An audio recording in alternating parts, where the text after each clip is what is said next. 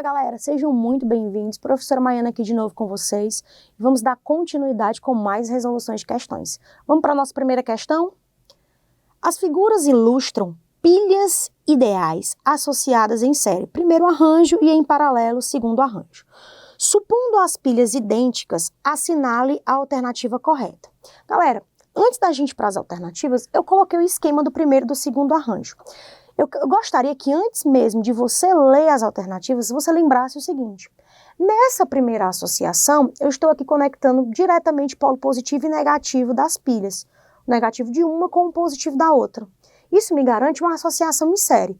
E o que eu tenho que lembrar de associação em série, Mayra? Você tem que lembrar que a associação de geradores em série, eu posso dizer que a energia total, tá? A força eletromotriz total, é a soma da força eletromotriz das pilhas. Então, a energia total é a soma da força eletromotriz da pilha 1 mais a pilha 2. Então, se eu tivesse uma pilha aí de 3 volts, 3 com 3, 6 volts.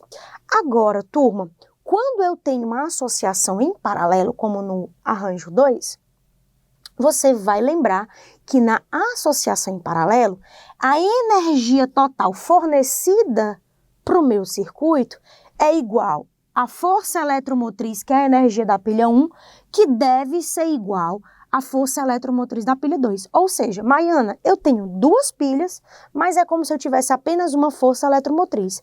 É isso mesmo, tá bom? Eu não posso somar essas forças eletromotrizes aí. Então, você não pode esquecer disso. É por isso que não faz sentido nenhum, nem físico e nem matemático, eu associar em paralelo pilhas diferentes. Fica ligado nessa dica. Pilhas de força eletromotriz diferente. Então, agora sim, vamos para as alternativas. Na alternativa A, ele diz, ambos os arranjos fornecem a mesma tensão? Galera, tá errado, olha para cá. A força eletromotriz do arranjo 1, você já sabe que é maior do que o arranjo 2. Maiana, mas ele falou tensão. Beleza, mas lembra que a tensão está diretamente ligada à força eletromotriz, então a tensão fornecida no arranjo 1, ela é maior do que a tensão fornecida no arranjo 2, beleza? Aí na alternativa B ele diz, o primeiro arranjo fornece uma tensão maior que o segundo? Corretíssimo. Se no primeiro arranjo eu tenho uma força eletromotriz maior, eu vou fornecer uma DDP, uma diferença de potencial, uma tensão maior. Então, a nossa alternativa correta aí, galera, é a letra B, tá joia? Vamos só terminar as alternativas. A alternativa C diz o seguinte, se ligarmos um voltímetro aos terminais do segundo arranjo, ele indicará uma diferença de potencial nula. Não posso falar isso, galera. Primeiro, porque a questão não mandou eu desconsiderar a resistência dos fios. Então, já não posso falar isso daí. Beleza? Alternativa D diz o seguinte, ambos os arranjos, quando ligados a um mesmo resistor, fornecem a mesma corrente? Se eles têm tensões diferentes, eles não vão fornecer a mesma corrente. Tranquilo? Então, essa alternativa também está errada.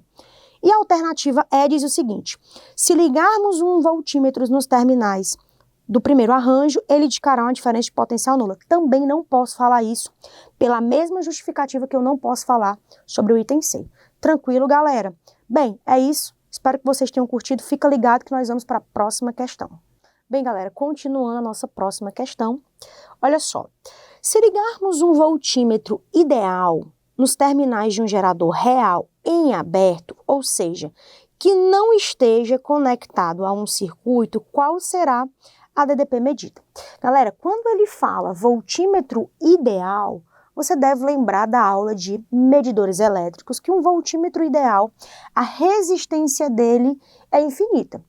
O que quer dizer a resistência dele ser infinita? Quer dizer que a corrente que passa por ele é tão mínima possível que eu posso dizer que a corrente que vai passar por ele é zero, por essa resistência aí ser infinita, beleza?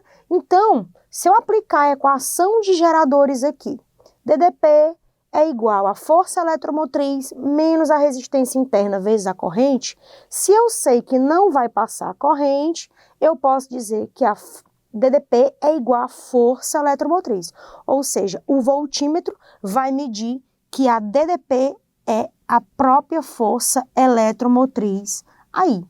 Tranquilo, galera? Espero que vocês tenham entendido.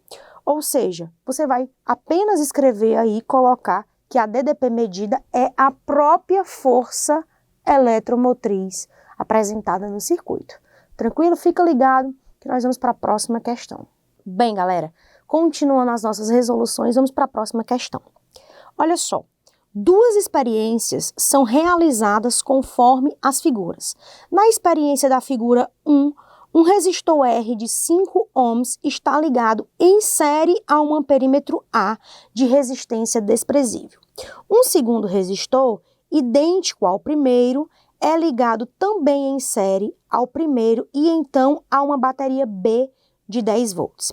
Na experiência da figura 2, os dois resistores são ligados em paralelo à mesma bateria, com um amperímetro colocado em série com um dos resistores. Então, galera, ele colocou aí na questão os arranjos, os esquemas do circuito, figura 1 e figura 2. Vamos ver o que é que ele pede. A corrente elétrica medida no amperímetro, considerando esta ordem de execução das experiências, será respectivamente. Então, primeiro, turma, vamos analisar a figura 1 e depois a figura 2. Galera, quando você olha para o esquema da figura 1, você percebe que os resistores estão em série.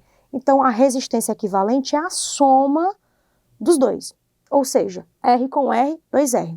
Aplicando isso na primeira lei de Ohm, onde eu sei que a tensão é a resistência equivalente vezes a corrente, eu posso dizer que a tensão é 2R vezes I, ou seja, a corrente aqui na minha figura 1 vale 1 amperes, beleza? Esse esquema foi super tranquilo. Agora, quando a gente olha para o esquema 2, você tem que lembrar o seguinte: eu tenho aqui o polo positivo da minha bateria e o polo negativo. Essa corrente vai sair do polo positivo. Quando ela chegar nesse nó aqui, que eu vou chamar de nó P, por exemplo, essa corrente vai se dividir, tranquilo? E ao perceber que esses resistores estão em paralelo, você já sabe que a resistência equivalente aí cai à metade, tá bom? Por que eu sei disso? Porque ele diz que a resistência vale 5, tá? A resistência vale 5 e eles são iguais. Então, a resistência equivalente vale 2,5. Ou seja, galera, o que eu posso entender aqui? Que a corrente que vai passar por esse resistor aqui, por esse resistor, que eu posso chamar aqui de resistor 1 e 2, mesmo que eu saiba que eles são iguais, tá? Não tem problema nenhum, a corrente, ao chegar nesse resistor 1, ela foi dividida. A corrente total foi liberada. Quando ela chegou no nó, ela foi dividida.